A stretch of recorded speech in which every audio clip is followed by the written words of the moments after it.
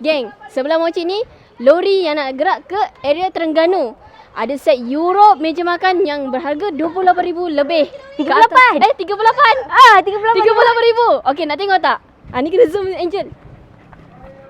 Okey, kena zoom. Mana tu? Oh, yang kita orang review ada. Belum post lagi.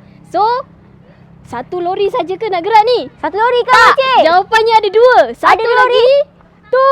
Yang tu ke? Ya, yang ni.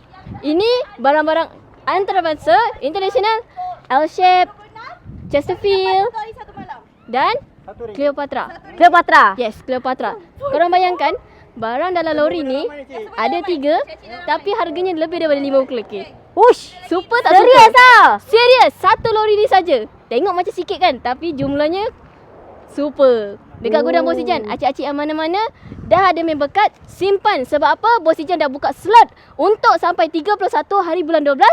Satu malam RM1 menginap dekat Rumah Jati Bos Ijan. Member card simpan acik. So ni, tengok. Acik-acik dah sampai dekat gudang Bos Ijan. Ada acik lah. Acik nak harga macam mana? Boleh kat gudang Bos Ijan, ada banyak harga. No select-select. Datang je kat gudang Bos Ijan, cari Mochi. Okay?